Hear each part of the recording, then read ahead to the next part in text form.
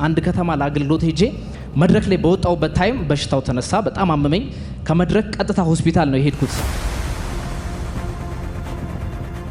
ስሜ ዘሩባቤል ነው። የመጣሁት ከዚሁ ከአዲስ አበባ ሰሚት አካባቢ ነው።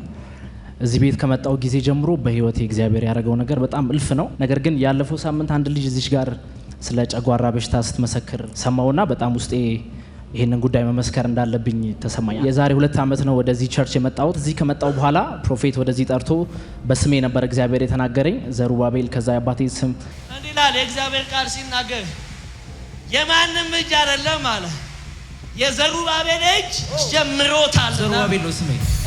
ዘሩባቤል ነው ስሜ።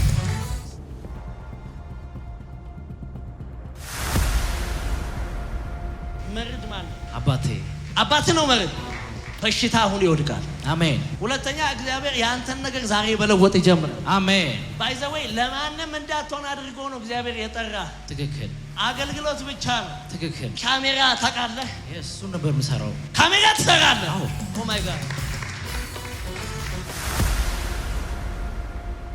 በጣም የተጨነኩበት ሁኔታ ነበረ። በጣም በጨጓራ በሽታ ታመም ነበረ። ማታ መተኛት አልችልም። የበላሁት ምግብ አይስማማኝም። ማታ ሌሊቱን በሙሉ እያለቀስኩ ነው ማድረው።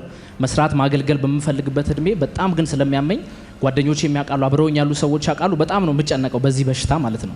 እና እነዛ ነገሮች የተደጋገሙ ይሆናሉ። እሁድ እየመጣው ካፈላለሁ። እሁድ ስካፈል ኢቭን መሀል ላይ በጣም ስለሚያመኝ እየወጣው ሽንት ቤት እየቆየው ማገልገል እስከሚያቅተኝ ድረስ አንድ ከተማ ለአገልግሎት ሄጄ መድረክ ላይ በወጣውበት ታይም በሽታው ተነሳ። በጣም አመመኝ።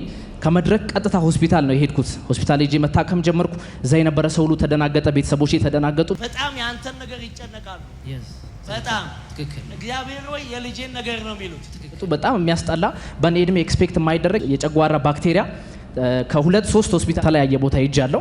እና በዛ ሁሉ ጭንቀት ውስጥ እያለሁ አርብ ዕለት መጣው። እዛ መሀል ነው የተቀመጥኩት። ኢቭን በቃ ስለሚያመኝ መሀል ላይ አቋርጬ እወጣለሁ የሚል ሀሳብ አለኝ።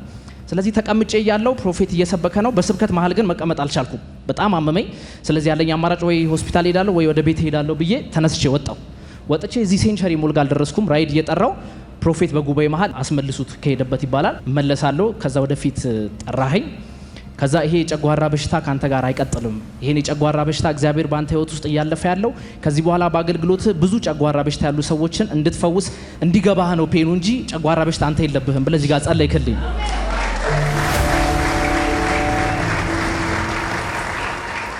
ቀላል ይመስላል፣ ግን እኔ በዚህ እድሜ እንደዚህ አይነት ነገር ኤክስፔክት አላረግም። ብዙ መሮጥ ፈልጋለሁ፣ ብዙ ማገልገል፣ ብዙ መስራት ፈልጋለሁ። ነገር ግን ሊሚት የሚያደርገኝ ይሄ ነገር ነው። ሶፊት ኮንፊደንስ የለኝም፣ ለማገልገል ኮንፊደንስ የለኝም። ስፔሻሊ ከመድረክ ከወረድኩ በኋላ በጣም ዲመን ሳይኮሎጂን በጣም ስለነካው ደግሜ ለማገልገል እድል ባገኝ እንኳን የመሄድ ፍላጎት የለኝም። ቢኮዝ ከመድረክ ላይ ወድቃለሁ፣ ወር ታመማለሁ፣ ወሬውን ቮሚት በቃ እንደዛ ነው ማስበው። ከዛ እዚህ ጋር በጣም አለቀስኩ ተንበርክኬ። ፕሮፌት ጸለይልኝ። በጣም እያለቀስኩ ነበር ስሰማው የነበረው። ከዛ ወደ ቤት ተመልሼ ሄድኩኝ። ከጥቂት ጊዜያት በኋላ ማልበላቸው ምግቦች ነበሩ፣ ቀይ ምግቦች። ከጓደኞቼ ጋር ሆኜ ቅባት ያለበት ነገር አልበላም። ከዚህ ተመልሼ ከሄድኩኝ በኋላ የምፈልገው ምግብ ነው የምበላው። ምንም አይነት ህመም አሞኝ አያውቅም። ኮንፊደንስ አለኝ ለማውራት።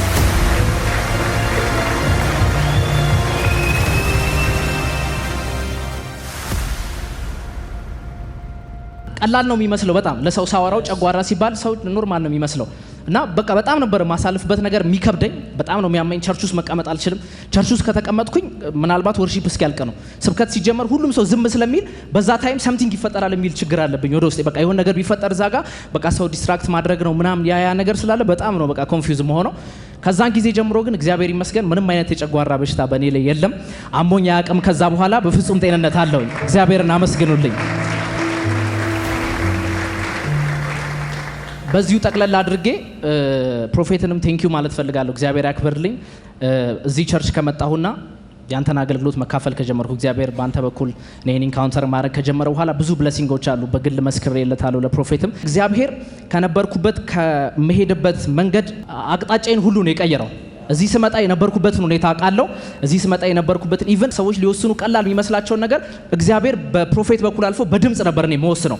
ይሄንን ወሰን እንደዚህ ኮንፊውዝ ሆነሃል፣ ይሄ ነገር ግን በእግዚአብሔር እጅ የተያዘ ነው፣ እግዚአብሔር አለበት ይለኛል። ያን ነገር ዲሳይድ አደርጋለሁ። ብዙ ፍሬ ደግሞ እያገኘሁበት ነው። ስለዚህ ቴንኪዩ ማለት ፈልጋለሁ። እዚህ ላላችሁ ሰዎች ያላችሁበት ምንም ነገር ሊሆን ይችላል። የመጣችሁበት ሁኔታ የምታልፉበት መንገድ ለሰዎች ላይገባ ይችላል። ቢኮዝ ሰዎች ካልነገርኳቸው በስተቀር ማልፍበትን መንገድ መረዳት አይችሉም። የቅርብ የምላቸው ሰዎች ብቻ ነበሩ ይሄን ነገር ማወቅ የሚችሉት። ነገር ግን እግዚአብሔር ከሰዎች እንኳን ደብቄ ያስኩትን ነገር ለነብዩ ገልጦ እኔን እዚህ ቦታ ከፈታ ዛሬ ደግሞ እናንተ መካከል ሊያደርግ ታላቅ ነገር አለ። ኢየሱስ ጌታ ነው። እንኳን ጌታ ፈወሰ። እውነቱን ነው። ቀላል በሽታ ይመስላል እና በሰው መካከል እንዳትቀመጡ ካደረገ ይሄ ቀላል በሽታ ነው። ይሄ ቀላል የማይባለውን ህመም ሊያነሳ የሚችል አንድ እጅ እናውቃለን። እሱም የናዝሬቱ ኢየሱስ ይባላል። ይሄ ስም ዛሬ ይፈውሳችኋል። አንድ ሰው ድጋሚ ኢየሱስ ይበል። ይሄ ስም ቀንበር ይሰብራል። አንድ ሰው የመጨረሻ ኢየሱስ ይበል። ነገርን ከሞተበት ይቀሰቅሳል። ከፍ ያለ እልልታና ጭብጨባ ለጌታ ክብር ይሁን። ሰዶ ክብሮ ባቡ ሞተ ይበል።